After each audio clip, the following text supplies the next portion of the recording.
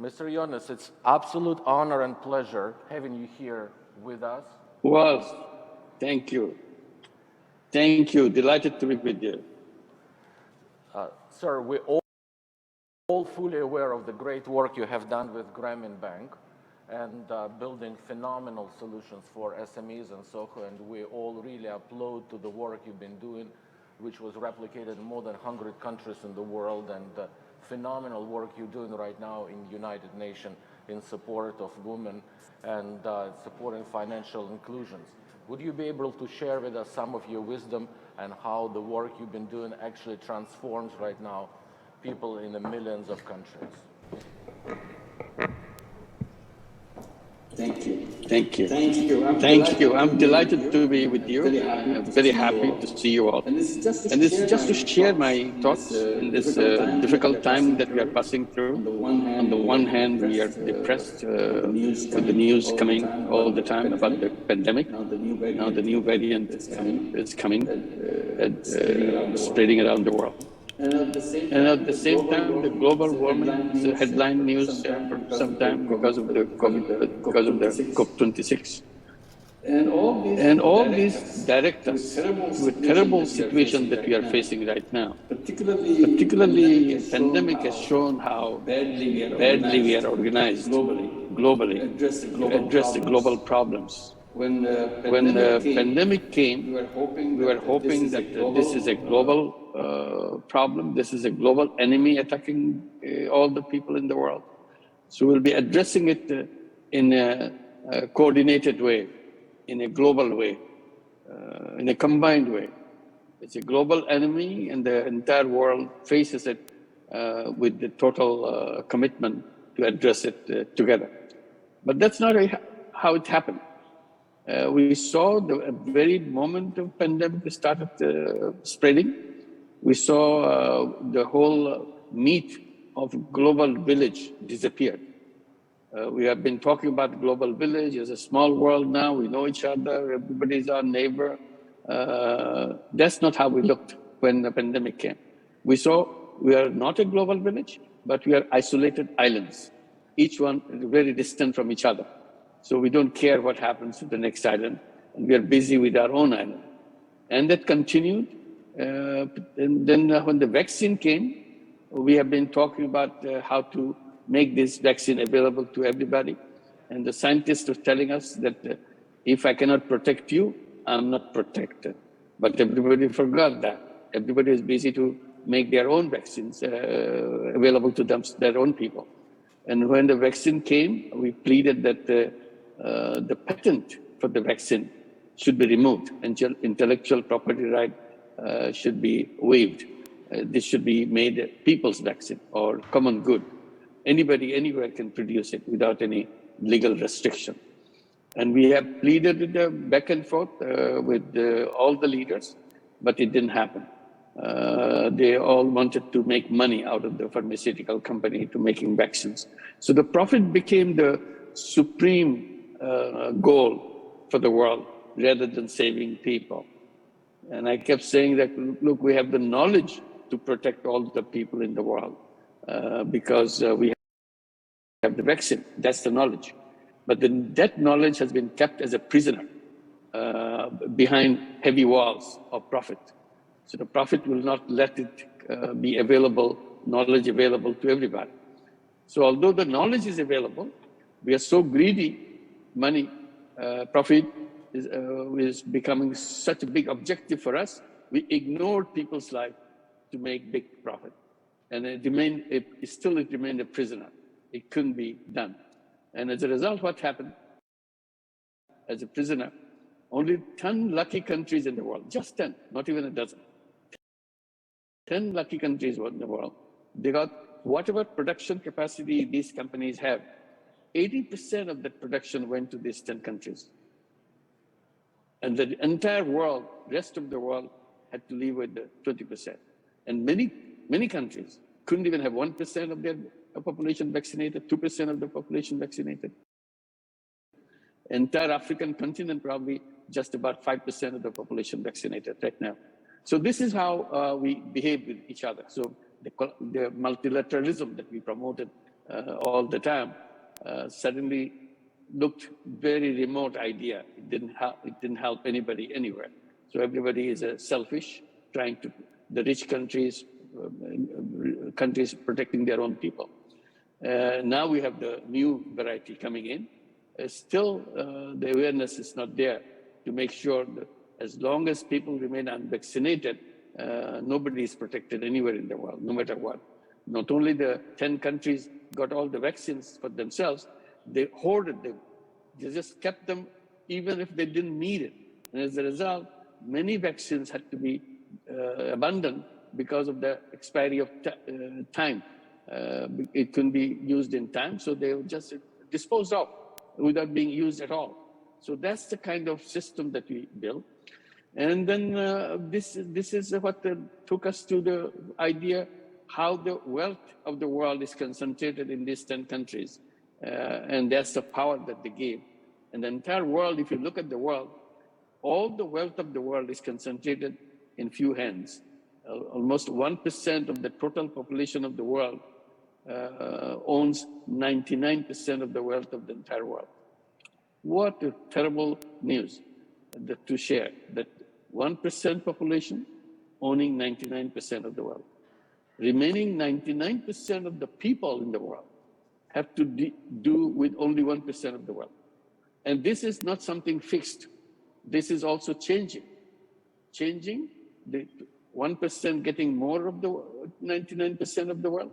Tomorrow, their wealth will be more than 99%. And tomorrow, 99% will have less than 1% of the world. In other words, the wealth at the top is getting bigger and bigger very fast. The wealth at the bottom is reducing at the same rate. So this is the direction that we are in. During the pandemic, when millions of people lost their jobs, lost their livelihood, lost their food, and it's a common information everywhere. And people who are above the poverty level, they're pushed down the poverty level, millions of them. During the same period, the rich people became $11 trillion richer. Same period of pandemic. So this is the way it's having the direction. And I was saying that this is, as long as this wealth concentration continues, there's no question of addressing the poverty issue.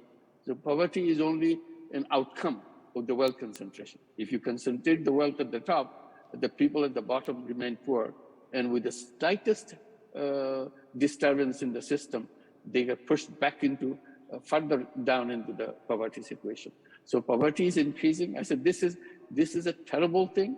This would destroy the whole planet.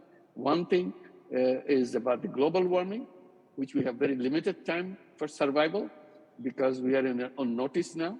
IPCC report has just told us that we have only 10 years left before we reach 1.5 degrees Celsius global warming, so global temperature.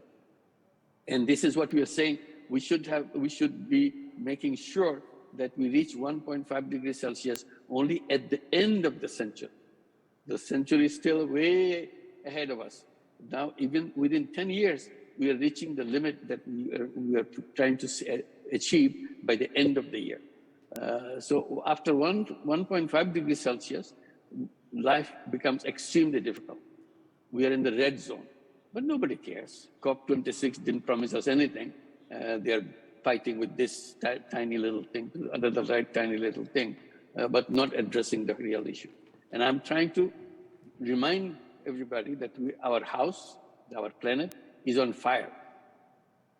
But inside that burning house, we are having celebrations of our economic successes, all the glorious things we do in our technological front and so on and so forth, forgetting that we won't have a house to live very soon.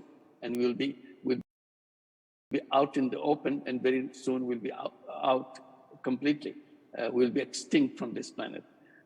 Human being becoming the most endangered species on this planet right now. So this is global warming and extreme wealth concentration. Another is the question of unemployment. Unemployment will become massive way. We saw unemployment during the pandemic, just a specimen of it. What a terrible thing it did to the people. But this is coming in a massive way, and we are celebrating it. We call it fourth industrial revolution. What is this fourth industrial revolution? We bring artificial intelligence. Artificial intelligence will make us so efficient, we'll make so much money by artificial intelligence. You make money, yes, you make lots of money by artificial intelligence because you replace human being by machine. Machine will do the job and human will be out of jobs. So this is not just few factories. In every single direction of human life, human will be out of activity that they're involved in because machine can do everything. If you are a university professor, machines will come, artificial intelligence will be a better professor than you. If you are a poet, artificial intelligence will be a better poet than you. If you are a painter, artificial intelligence will be a better painter than you. Then what does a human being do? They're talking about giving them universal basic income. Give them money so that they can survive. I said, artificial intelligence is coming to make us all unemployed and be on welfare. We become beggars on this planet. That's not the fate that I'm looking forward to. So that's why we keep saying that the present economic system leading us to all these terrible problems, global warming, to destroy us on this planet, and wealth concentration, to make sure it becomes explosive and something that we cannot adjust anymore. So this is the kind of thing that we are having. And artificial intelligence is taking over everything for us. So I said, let's create a new world of 3 zeros. 0 net carbon emission, 0 wealth concentration, and 0 unemployment by unleashing the creativity of the people, entrepreneurship. So entrepreneurship should be put in the front seat of the whatever we do. Human beings by nature are entrepreneurs, and we remain entrepreneurs. So this is the direction we have to take. So we should be redesigning the system. Instead of making us a job seeker, we become the job creator by being entrepreneurs. Our education system prides itself that it produces job-ready young people. And I keep reminding, that's a terrible thing that you're creating human beings to be job-ready young people. Actually, education system should be aiming at creating life-ready young people, not job-ready young people. Education system should be producing young people to become what they are, entrepreneurs. Make them entrepreneurs right from grade 1 all the way up. So think in that way, independent way. Human beings are packed with unlimited creative capacity, and that capacity has to be used as an entrepreneur. The moment you go for a job is almost like putting a big giant, human being, a big giant, into a bottle. Job is bottling up human capability. It's a new name, it's a modern name of slavery, that you work for somebody, take orders, and do things as the employer desires. That's not what the human beings are born for. Human being, each one of them is entrepreneur, creative person, and the world would be created by them as they wish. That's the direction we want to go. So we are saying that let's create that world of 3 zeros, 0 net carbon emission, 0 wealth concentration to end poverty once for all, and 0 unemployment by turning everybody into entrepreneurs. That's the direction we want to go. And we are encouraging young people to become entrepreneurs, and also to start with, to create 3 zero clubs.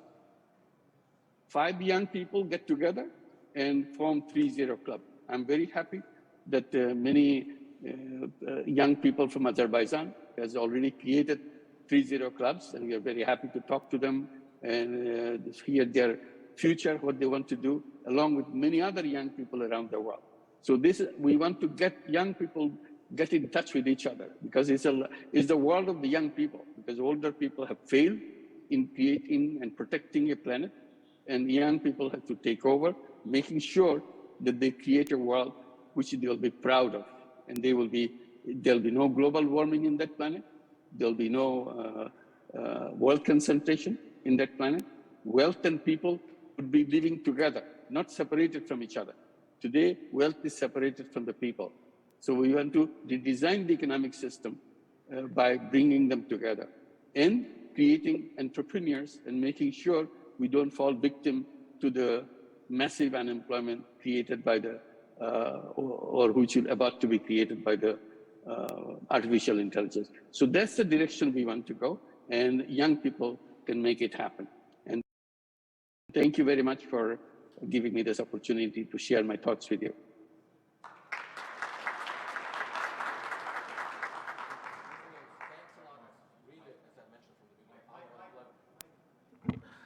Sir, it's absolutely honor and privilege having you here with us. Thanks a lot for sharing your wisdom. Obviously, building the world free of,